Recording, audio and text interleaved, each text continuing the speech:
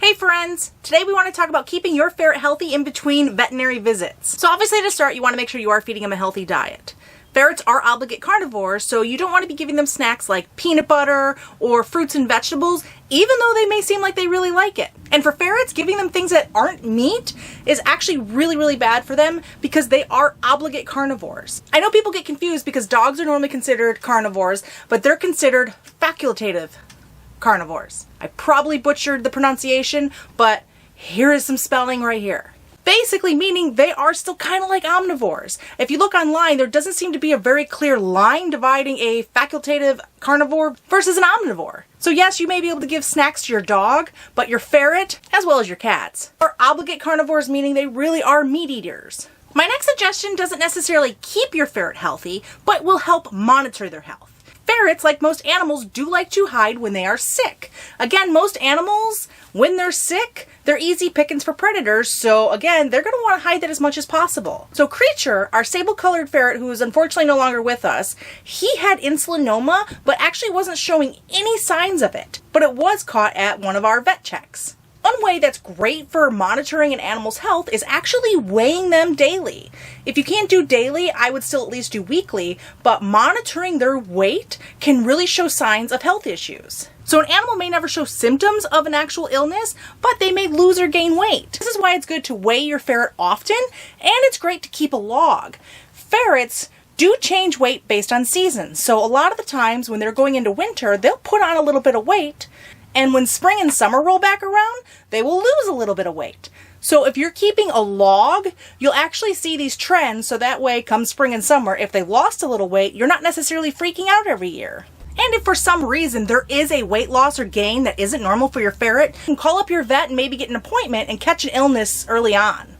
The next big thing is honestly just checking over your ferret. Ferrets are known for getting a lot of tumors, and if you're not checking over your ferrets on a constant basis, you could easily miss one that started to grow. Ferrets really should be getting daily interaction with humans, otherwise, how boring. So anytime you are interacting with them, it's just really good to kind of give them a good check over. So Mr. Haggard here is just going to do some demonstrating here. So you just kind of want to make sure you're petting them, feeling around. It's good to check like in between their toes, on their little paw pads. Make sure you check those little back toe beans and in between, all over that paw and foot.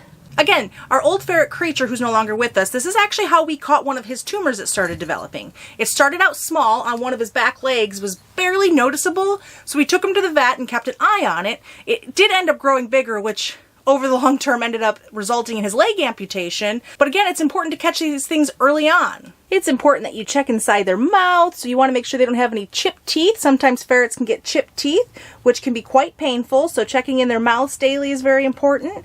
Making sure all their teeth are looking really good. Another area to check is in their ears. Yes, in their ears. Our poor little Creature, again, he actually had a tumor growing from inside of his ear.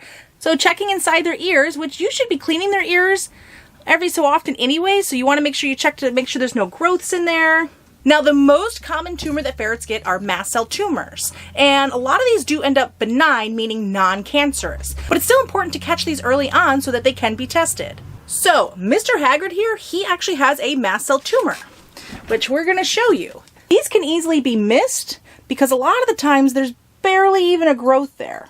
Basically, it just looks like a little scab. So it might just be a little crusty and scab-like, and sometimes they do fall off and may reoccur later, but that is a mast cell tumor in most cases. So we did catch that with Haggard, so we got a vet appointment for him just to have it tested, and it was benign, meaning it's not cancerous and it doesn't need to necessarily be removed. I have cats jumping everywhere. Now, if it was cancerous, it may need to be removed, and that's going to be based off your veterinarian's suggestions, because again, depending on the age of your ferret, and other health issues may depend on whether or not they can handle such a surgery. The next thing is watching for behavioral changes. It's important that you are observing your ferrets throughout the day, so that way you can see if anything different's going on. There's going to be some obvious things, so like pawing at their mouths or dragging their back legs can be signs of insulinoma. But there are some subtle signs too that most people might not even realize is an issue. Most ferrets, when they first wake up, they will shake. And I know for sometimes people will be like, oh my gosh, what's wrong with my ferret? And they eventually learn that that's perfectly normal, which means anytime a ferret shakes, you may dismiss it as being something normal. However, if they're shaking at a time that's not right after they're waking up, so if maybe they're in the middle of playing, that can be a sign of insulinoma.